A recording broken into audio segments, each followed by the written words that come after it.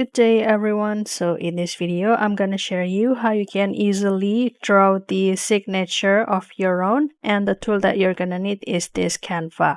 So here I'm going to go to this create first and go to this custom size, and for example, I'm going to make it to be the landscape A4, and it's going to bring you into this section to the blank project. And after that, you're going to need to find the application here and search can sign like this. And you can select this one and click open. And here you can start to draw your signature, guys. And you can also adjust your color first, for example, to be black here. And for example,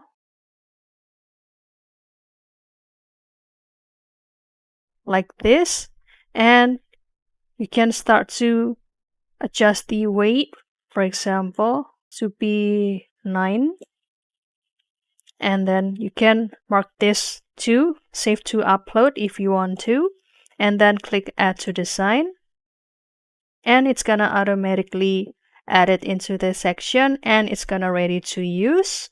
And I will go to the share, and I will go to the download, for example, to be the PNG, and then download again, and there you have it. So don't forget to try creating or drawing your signature in this Canva, and I hope this tool finds you helpful. I'll see you in another video, and thank you for watching. Bye guys.